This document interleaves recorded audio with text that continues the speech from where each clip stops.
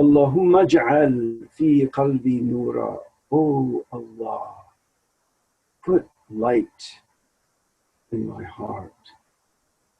Wa fi sam'i nura, and put light in my ears.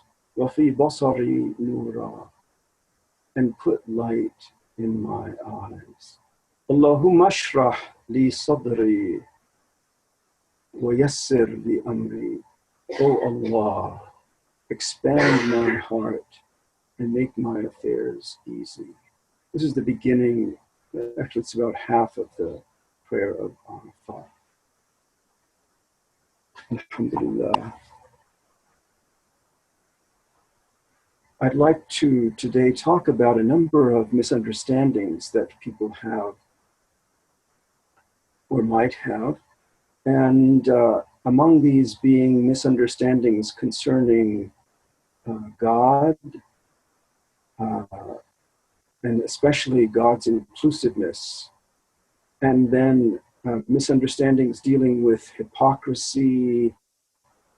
And when I talk about that, I'll talk about head trips, what some people call head trips, or lack of resonance. And then I'll talk about some misunderstandings about the importance of a living sheikh. Also, misunderstandings dealing with the relationship of Sufism to Islam. Misunderstandings about paradise. Misunderstandings about contentment and surrender. Misunderstandings about decision-making and taking action. And then the last point that I'll look at are misunderstandings about the significance of states and stations. And then at the end, I'll share a poem that deals with a few of these. Okay, so I'd like to start with misunderstandings concerning God, concerning Allah. And by the way, I'll take questions at the end, so please get a pen or something that you can write down your questions, and so we can deal with them at that point. So concerning Allah, commonly the misunderstandings about Allah, it's important to keep in mind that Sufis call Allah the all-inclusive name of God. The all-inclusive name of God. And when we say all-inclusive, the word here in Arabic is jami', which is the same word that's used for a congregational mosque that all people come to, especially to do the Friday prayers. The bigger mosques of all the cities in the Muslim world are called jami', because it gathers together all the people. This is the same word that Sufis use for the all-inclusive nature of the name Allah. And when we say all-inclusive, we really mean all-inclusive. And so commonly a misconception that people have is that negative thoughts or negative emotions, sins that they may have committed or other people may have committed, evil actions, even things such as the often sad and deplorable condition of the world. All of these, and our consciousness, in particular, our consciousness of all of them is included in the name Allah. And also, not only is it included in the sense of being embraced, since Allah is the ocean of unity, as poets say, but embraced also not just from without, but from within. So Allah's all-inclusiveness is both an all-embracing and all-pervading quality. So the misconception that people have something, as maybe someone signed up and it's not muted, I'm not sure what's going on. There was a kind of, maybe it was me. Anyway, if I make some kind of mistaken noise, even that Allah includes that. So Allah's all-inclusiveness, the mistaken understanding that commonly people have is when they get in a difficult spot and they're feeling bad, or they have thoughts, or they're negative thoughts, or they're remembering some of the problematic actions that they might have done, sinful actions, or some of these things that we would rather not have had happened. Often it's hard to integrate that with our remembrance of Allah. So it's important to keep in mind that when one remembers Allah, to say that Allah is the all-inclusive name, it means in particular that whatever is in your mind, whatever crosses your mind, and whatever you feel and whatever you perceive, the way to remember Allah is not to wipe those things out of your mind, but to realize that they are all embraced by Allah, and to look at all the things that that hurt you, or that you feel that are disturbing your meditation or your remembrance of Allah, is to remember that they're like the trees in the forest, they're like the grains of sand on the beach, they're like the drops of water in the ocean, and to then move from the drops, not to try to, if you see particularly ugly looking drops or ugly looking grains of sand, or mangled trees, you don't try to get rid of them out of your mind. You simply move to the whole. You move to the whole forest, the whole ocean, and that will hopefully facilitate your practice of remembrance. Something else that can help is to remember that when we say La ilaha illallah, that anything that comes into our mind, this is in Arabic, the word for a thing is shay. And so anything that occurs, any feeling, any thought, any perception is a thing. And everything has two aspects to it, an outer aspect and an inner aspect. It has a witnessed aspect, a visible aspect, and an unmanifest aspect. And everything also has a formal aspect, an aspect of its form, which Sidi used to call its picture, the Arabic word for which is surah.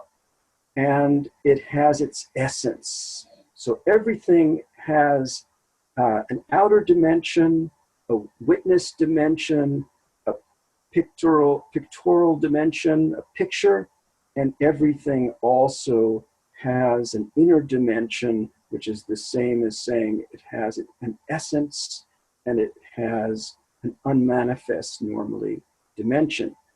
And the important thing about this inner unmanifest dimension, which is also the essence, is that the essence of everything is the ocean of unity, is the ocean of love. And that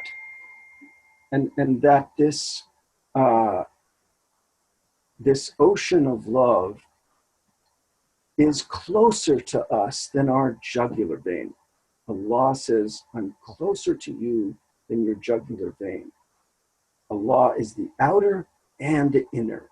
And so especially this inner oceanic, all-inclusive aspect of Allah, the love, which commonly people are separated, often separated from. This love is just beneath the surface, waiting for us to taste it. So when we say, La ilaha illallah, we're reminding ourselves that commonly we have this tendency that whenever anything appears in our consciousness, which we tend to move into separation with that thing. The tendency of the nafs, the commanding self, is to see whatever's coming into consciousness as if it is a separate reality, separate from the infinite, separate from the reality of Allah, separate from the ocean, the all-encompassing and all-pervading ocean of love. And so that's what an ilahic experience is. But when we remember Allah, we're remembering La ilaha illallah. We're recognizing that we have these things that come into our consciousness. Ourself, who is feeling whatever we happen to be feeling, and who thinks whatever we happen to be thinking, and who perceives whatever we happen to be perceiving. That's an ilah.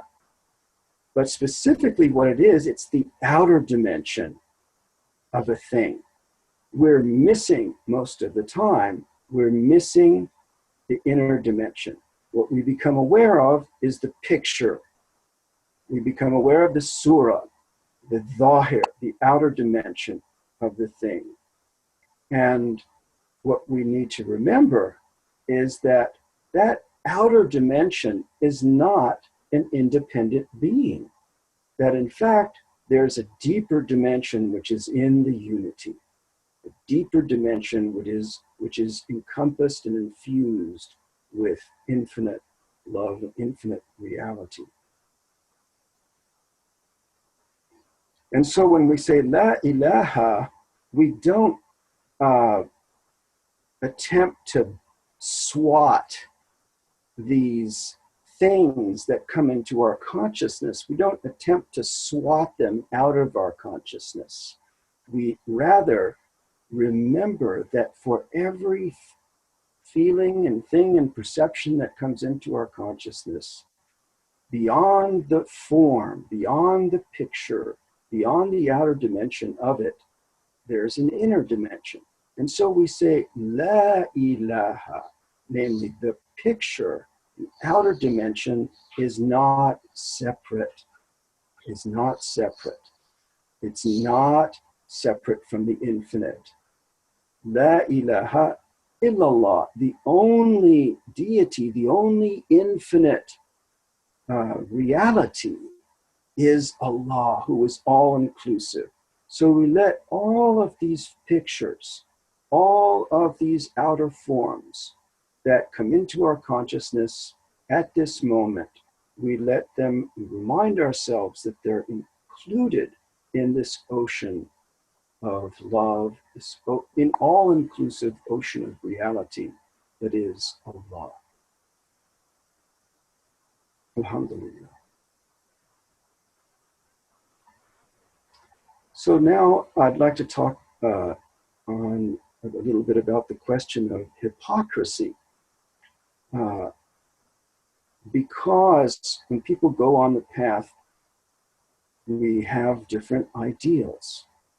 And we've seen the example of Sidi. People read about the example of the many Sufis on the path. You've met other Sufis, and they seem to have some of them may seem to have very high stations to you, and it's quite common for people to compare themselves to the ideas, to the ideals of the well-known saints, the friends of God, the enlightened beings, the sheikhs and sheikhas. We commonly compare ourselves unfavorably to those ideals, and so one gets in touch with one's own, commonly one's own hypocrisy, and one sees oneself and one measures often oneself against those high ideals in a negative way. So, but based on what I just said about the inclusiveness of Allah, even something like recognizing one's own hypocrisy, this too, the way to transcend that is right now to remember that Allah includes even our own hypocrisy, our own lack of meeting those ideals, and our whatever we happen to feel about that. And so the point of the path is to remember Allah, to respond by embracing the reality, this all-inclusive reality. And that means right now, whatever we happen to be thinking or feeling, even if it's something such as our own hypocrisy, even, for example, we realize that one of the ideals is to be grateful unconditionally to Allah. So when we become aware that we might feel ungrateful, we might not feel very loving at any particular moment, or not feel very grateful to Allah, especially when bad things happen to our loved ones, to ourselves, to people around the world. We may not feel particularly grateful to Allah, but Allah that's part of the reality of Allah. And all of that, all of our ingratitude and hypocrisy, that too is encompassed by Allah's infinite love and mercy. Allah's all-inclusive and all-pervading love and mercy. So the challenge is not to succumb to the tendency of the compelling self, the nafs al-amara, which is to habitually either pursue negative thoughts and feelings, and to overcome the blaming self, which is often when people experience their own hypocrisy, they get stuck in the station of the blaming self. But even the blaming self, the way to move beyond the station of the blaming self is you respond to yourself with a response that's Sidi modeled, with the all-inclusive, loving response that all of the saints, the friends of Allah, have modeled. So we need to cultivate this response of all-inclusive, unconditional gratitude, irrespective of whatever feelings occur, thoughts occur in our mind. Even if it's a thought such as, oh, I'm not a very good Sufi, I'm hypocritical, or I'm not very grateful. What's important is how we respond to that, responding with this remembrance that Allah is all-inclusive.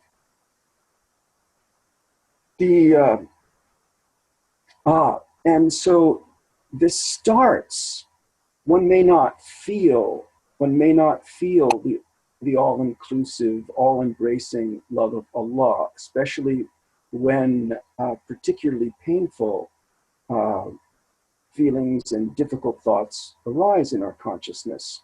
But it starts with simply remembering that Allah is all-inclusive. This is called the knowledge of certainty. On some paths, this might be seen to be a head trip, simply an idea that, but in fact, the Sufi path starts with that. It starts with the idea, because deep down, our heart knows that Allah's love is all-inclusive. And so even though in our conscious mind, we start with, this may start with an idea, especially when we're facing a difficult state or thought or perception. It may just be an idea that Allah is all-inclusive, that all of these things, all of these ilahs are included and pervaded in the ocean, pervaded by the ocean of the unity of Allah and Allah's love. But the more we do that, the more we remember that as we move on the path, then this changes from becoming just an idea to a reality. So it is true that if you don't feel particularly spiritual at any moment, or if you have a moment in which you're upset with God even for something, or with yourself, that you start with the idea that Allah is all-inclusive, and the key is to respond to yourself, to try to just summon up with even one iota of your being the hope that you might be able to respond with unconditional gratitude to whatever Allah is putting on the plate of your consciousness, putting in the plate of your consciousness, putting in the cup of your consciousness. You respond with just the hope that you can sip that with an iota of gratitude. So whether it's hypocrisy or anything else, deep suffering, the key is to respond with unconditional gratitude. Now, the third common misconception deals with the question of the shaykh.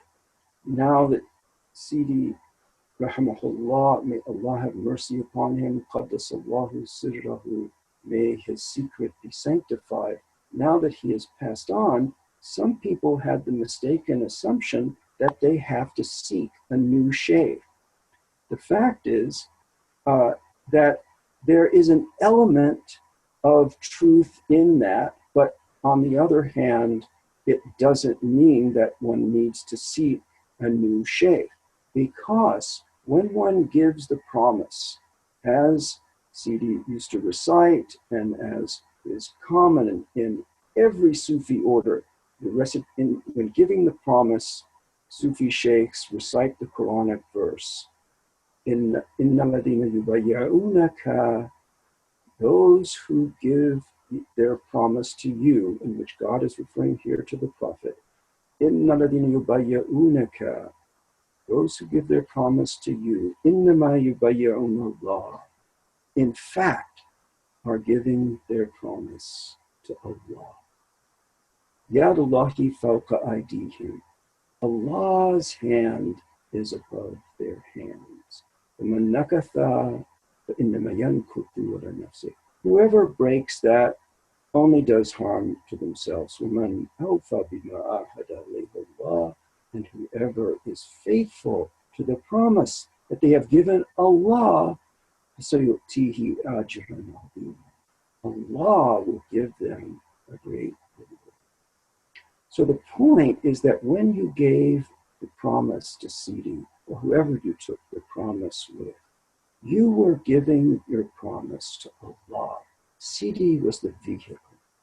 And so the importance of having a living shaykh was that you met Sidi. He gave you the promise. You met one of the teachers that Sidi had empowered to transmit this. And that was very important. And also, while Sidi was alive, you could come to him with various questions. And all of that was very useful. But Sidi has given you the essentials. He's been the intermediary for this promise that between you and Allah, the promise was not just to Sidi. Sidi was strictly the vehicle of the promise. The promise is between you and Allah. You've taken that promise. You do not need to take it again. If you feel like renewing your promise when you go to various Sufi schools, you're certainly welcome to renew the promise. It reconnects you with the barakah. But you certainly don't need to seek another shaykh you already have the promise. There's a story that has been around since about the 6th century BCE in a book called the Aphorisms of al-Haqq, and it made its way, this proverb made its way into Ecclesiastes, and from there it made its way into various Sufi teachings. And the basic proverb is that a living dog or a living fox is better than a dead lion. And the way that this came up in one Sufi story is that there was a devotee of a Naqshbandi, the great Naqshbandi Sheikh Bahauddin Naqshband, who is buried in Bukhara. This devotee was alive in the 19th century, and Bahauddin Naqshband had died in the 14th century. And the man said that I was devoted to Bahauddin Naqshband. He was the focus of my spirituality. I was living in Afghanistan, but I used to travel regularly to Bukhara in order to be at the shrine of Bahauddin Naqshband. Qaddasallahu sirruhu, may his secret be sanctified. And that was my spirituality. But one day, I went to a particular Afghan Sufi sheikh and was sitting in his, I thought I would go to this sheikh's gathering and for a change of pace. And so I went. While I was listening to him talk, all of a sudden I had a vision. I slipped into this vision and I became aware of Bahauddin Naqshband, Grand Sheikh Bahauddin Naqshband. And I was in the presence of Bahauddin Naqshband, and he said to me, I thought you were one of my devotees. What are you doing here in the majlis, in the gathering of this particular Afghan Sufi sheikh? And I was so shocked by that, he said, that I came back and woke up and came back and was once again aware of myself sitting in the gathering of this sheikh in Afghanistan. And at that very moment, the sheikh in Afghanistan said to me, what did Sheikh Bahauddin say to you? In other words, the sheikh had seen, was aware through his firasa, through his telepathy, that I had this vision of Bahauddin Naqshband, and I was so embarrassed that I didn't even answer him. I couldn't answer him. But then the sheikh replied with this proverb, a living fox, a living dog is better than a dead lion. And that was just a test of you. Your vision of Bahauddin Naqshband is a test of yours. For you. Okay, so in other words, Sidi empowered a number of teachers, and they are like the living dogs or living foxes. And you can benefit from them. There's nothing wrong, and it's actually a good idea to continue to receive teachings from the various teachers that Sidi empowered to teach. And that in no way is contradictory to your to what you received from Sidi and to following the Sufi path in general. The fourth misunderstanding that's common concerns the relationship between Sufism and Islam, especially these days when in the newspapers each day reports some horrific deed that a Muslim commits, whether it's a terrorist act, whether it's an act that's oppressive or abusive, to women. The list is almost endless. These days, when Muslims are being presented in the media as examples of Islam and their lives, the things that the media often presents is very disgusting. It's very painful for many people throughout the world to even think of themselves as Muslims.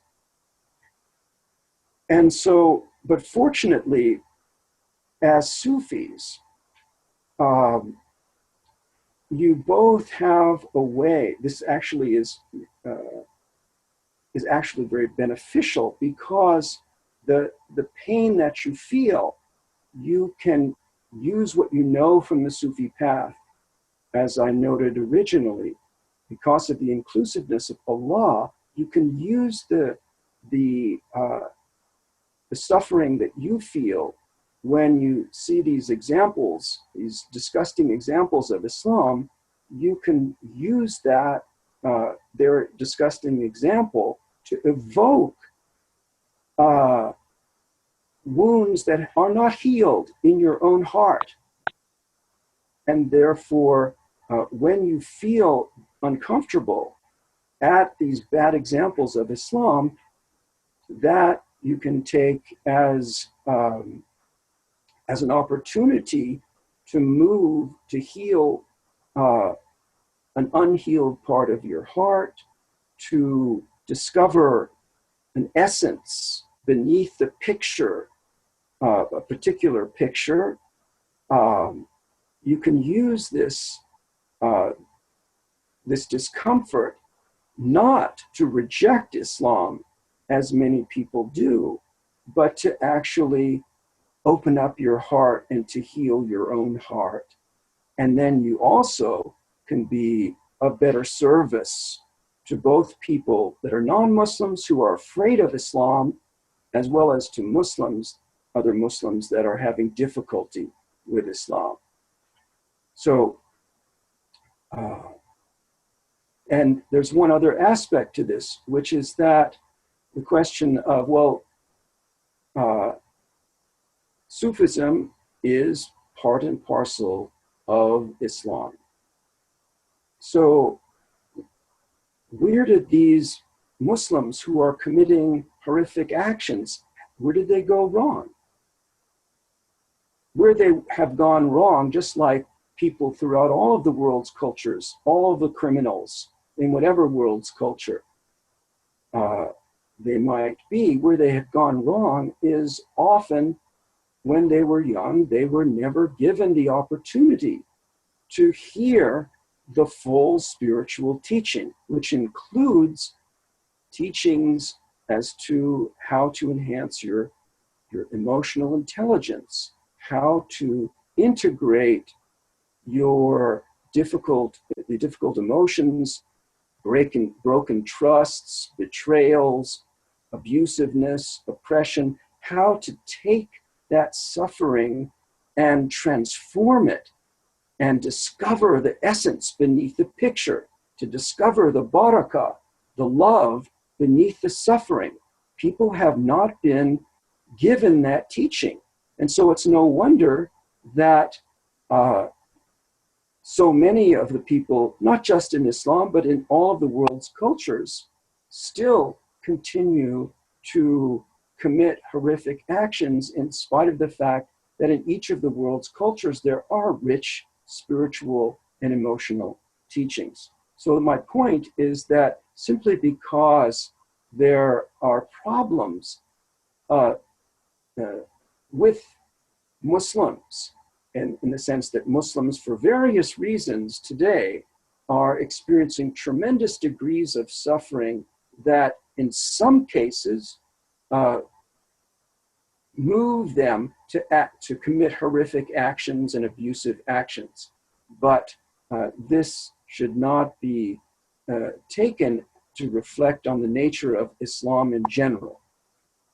It can be used, in fact, by Sufis to accelerate your own progress on the path, as well as to heal your own hearts and the hearts of others. Another misconception deals with paradise.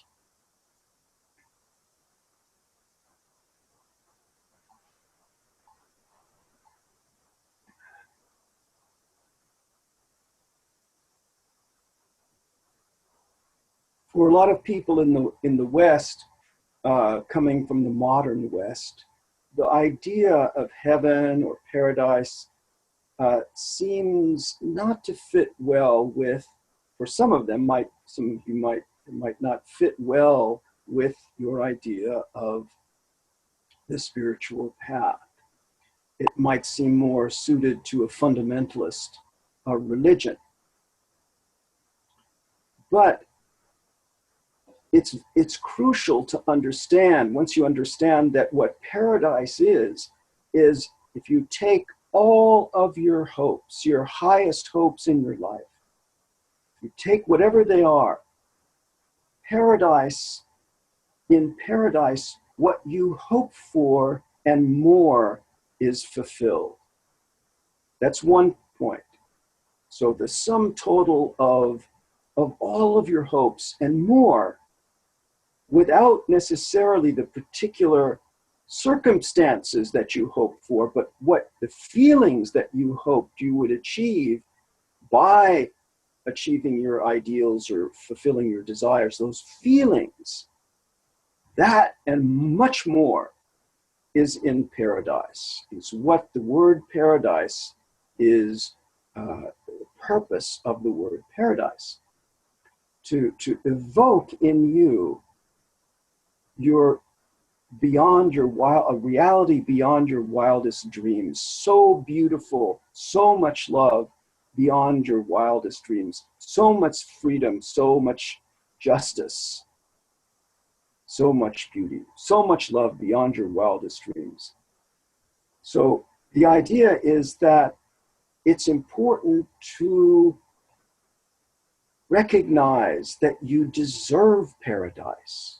On the one hand, we are all just poor servants of God and we don't deserve anything. But on the other hand, we are also deserving of our deepest hopes being fulfilled. We're also deserving of paradise. Now, once we remember that, and plus remember that our life, we don't know how long we're going to be alive. And so now is really the only time that we can move toward paradise. It's the only time we can choose to move toward paradise. Once we remember paradise and the understanding that I've given, and also that now is the only time we can move toward it, we can choose to move toward it, then what happens is that all of our past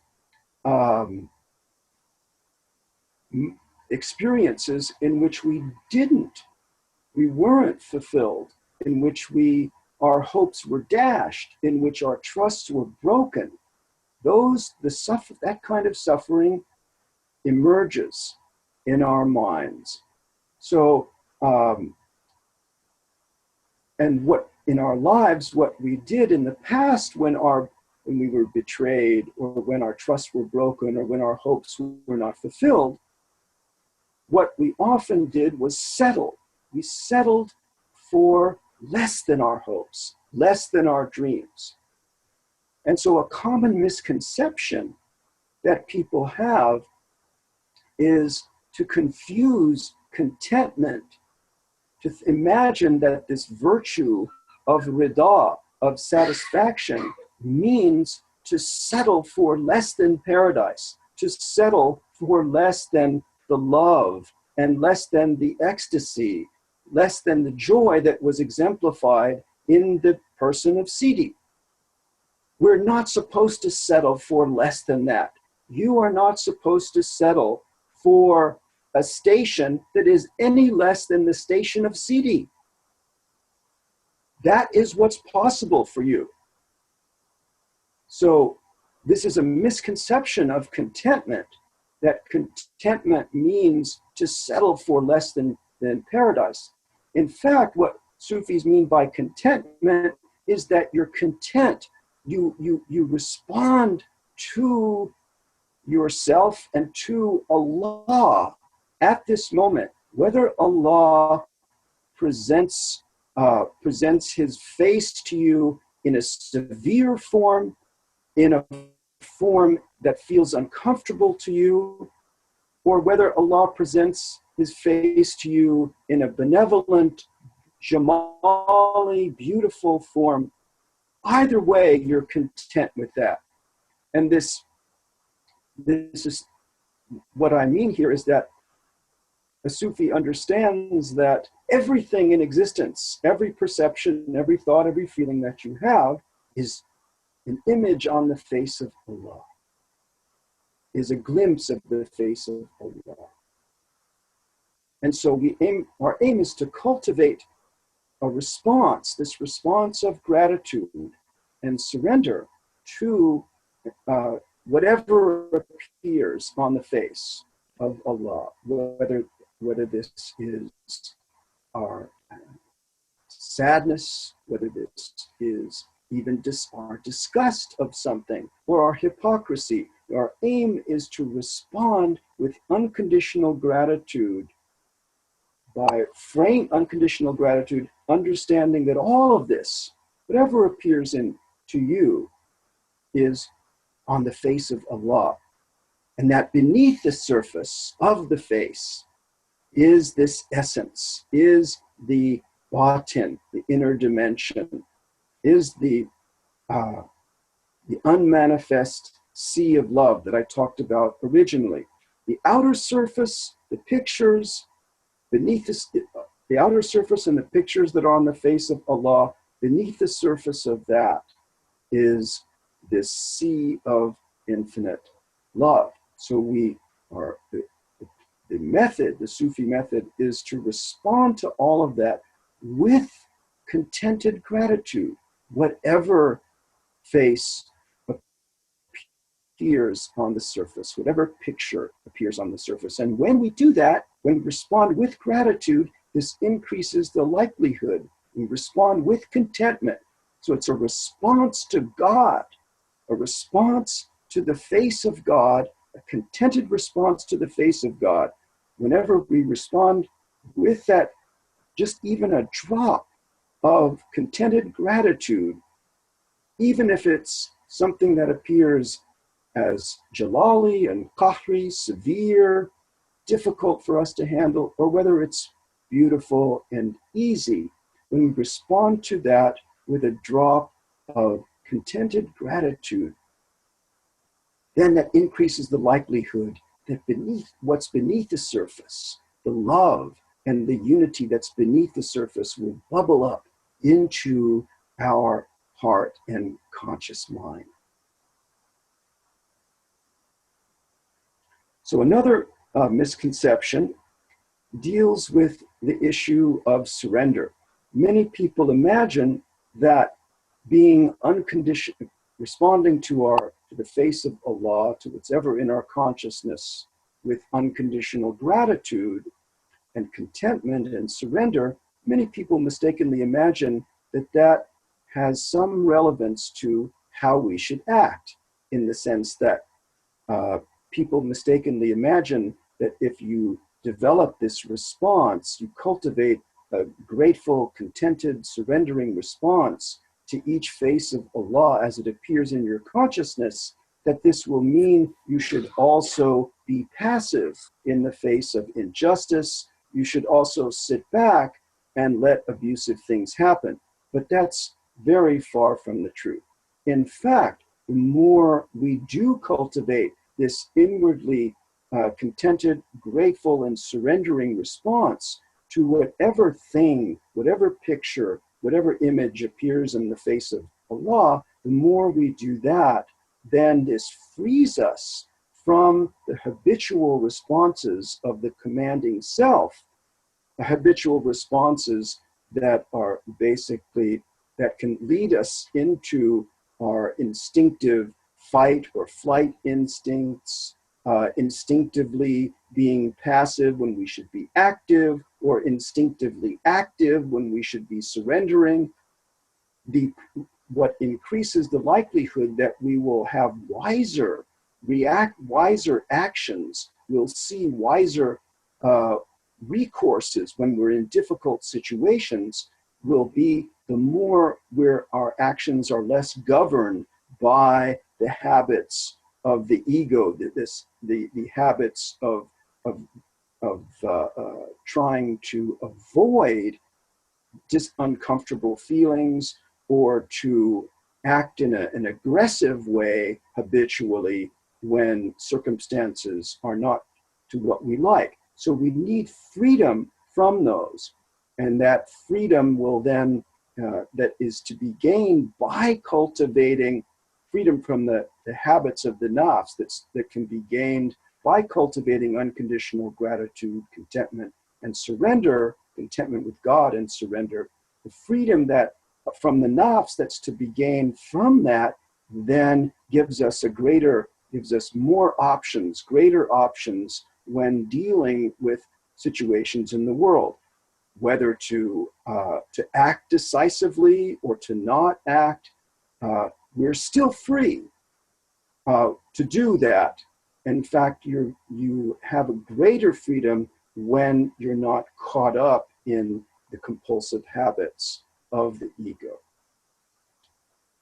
And let's see.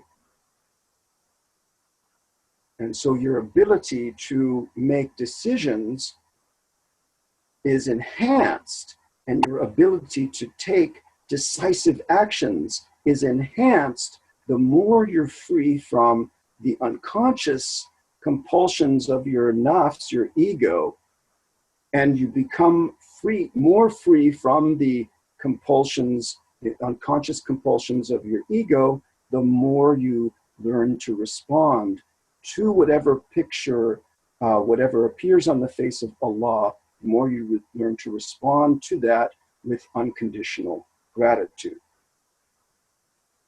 And the same thing holds true. Commonly, people, I myself, when I was following the path, for me, my state or my station was always very important. And it bothered me whenever I would hear the Sufi understanding that your state doesn't matter. Your station doesn't really matter. Finally, I understood why.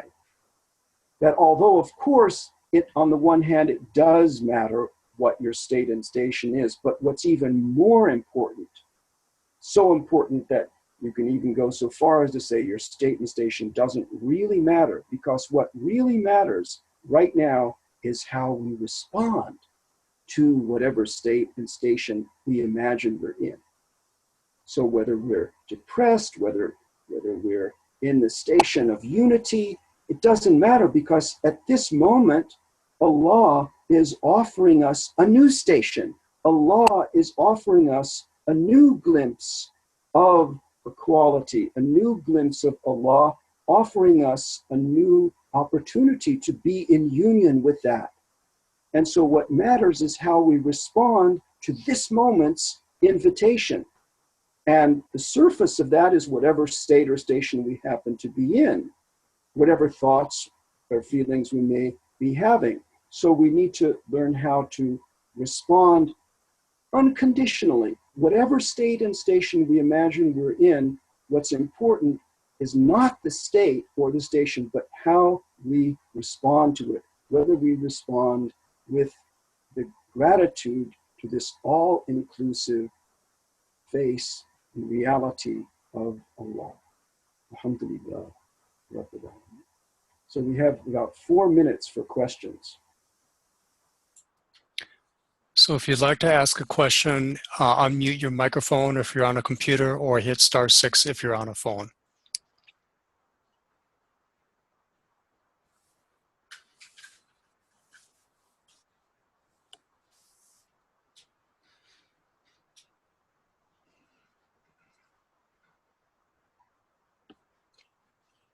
I thought I was pretty comprehensive, but too comprehensive answered everybody's question. No, it was very, very comprehensive. It was wonderful.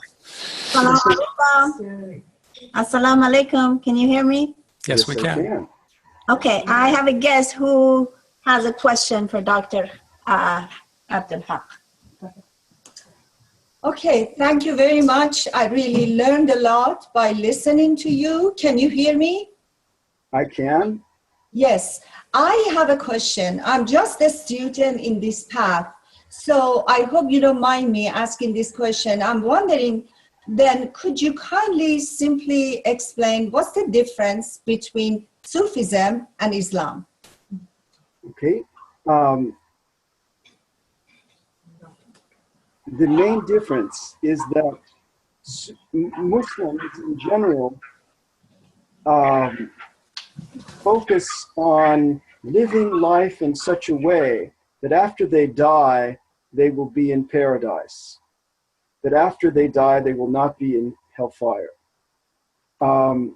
Sufis accept that, but they also emphasize that the key is being in paradise right now, and is recognizing and experiencing the reality of Allah and Allah's all-inclusive mercy, rahmah, and love at this moment.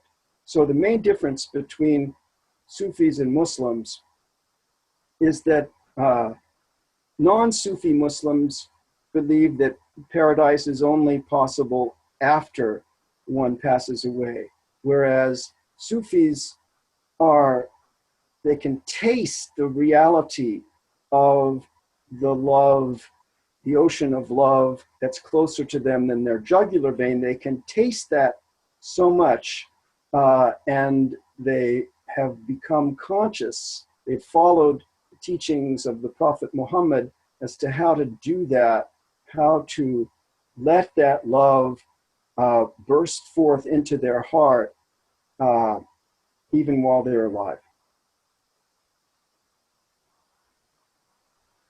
So I'd just like to read this poem that many of the ideas I talked about are included there. Do I have enough time to read it?